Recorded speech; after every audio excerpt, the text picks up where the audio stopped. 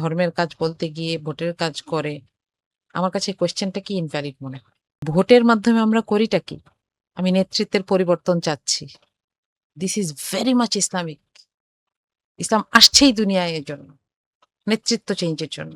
আমি মানুষের কাছে যাচ্ছি, আমি বলছি দেখেন ইসলামিক লাইফস্টাইল এটা।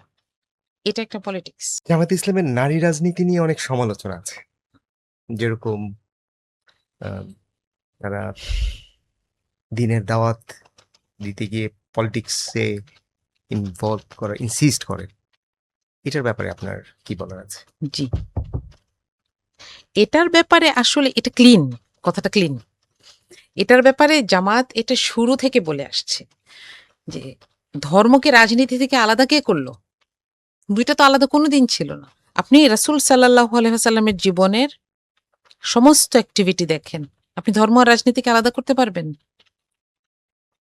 হি was there because he was meant to be দেয়ার।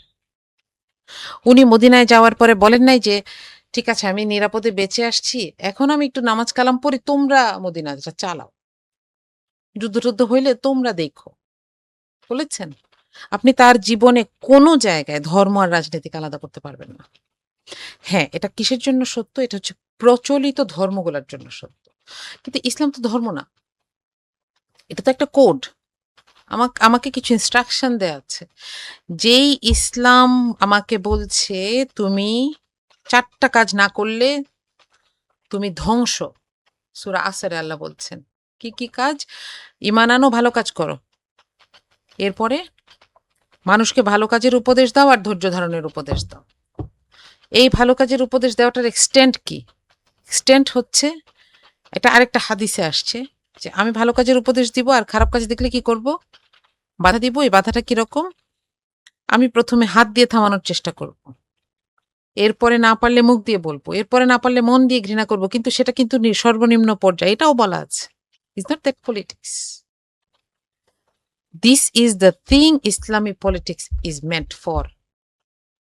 এই একই কাজটা যখন আমরা করেছি, জামাত ইসলামী করছে, ভোটের সময় ছাড়াও তো আমি রাজনীতি করছি। আমি ফুল টাইম পলিটিশিয়ান। তাই না? আমি মানুষের কাছে যাচ্ছি, আমি বলছি দেখেন ইসলামিক লাইফস্টাইল এটা। এটা একটা পলিটিক্স। আমি মানুষকে বলছি যে আপনি আপনার ছেলে-মেয়েদের সাথে কি বিহেভ করবেন? তাদেরকে কিভাবে ইসলামের কথা বলবেন? আপনার হাসব্যান্ড কি ঘুষ খায়, সুদ খায়? তাকে কিভাবে ফেরায় রাখবেন? বলেন, এটা পলিটিক্স না ইসলাম? বোথ। তাহলে এই যে পলিটিক্স আর ইসলামকে আলাদা করে ফেলা, এই কাজটা কিন্তু উদ্দেশ্যমূলকভাবে করা হয়েছে।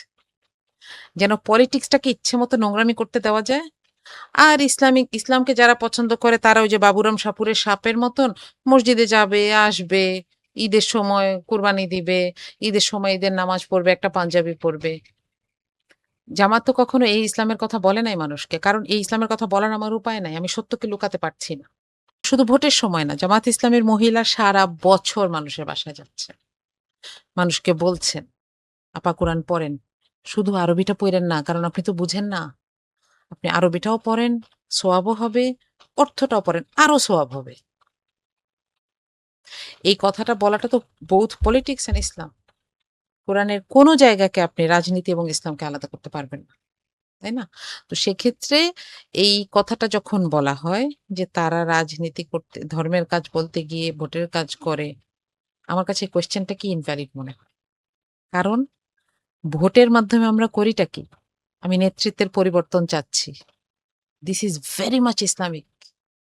ইসলাম আসছেই দুনিয়ায় এর জন্য, নেতৃত্ব চেঞ্জের জন্য। শুধু মানুষকে নামাজ পড়ানোর জন্য। মানুষ আগেও লম্বা কাপড় পরতো। মানুষ আগেও কাবার পাশে তাওয়াফ করতো। কিন্তু ইসলাম যে দাওয়াতটা নিয়ে আসছে, সেই দাওয়াতের ব্যাপকতাটা কিংবা সম্পূর্ণ জায়গাটা আমরা বুঝি না দেখে আমরা দুটাকে আলাদা করি এবং বলি সব দোষ জামাতের।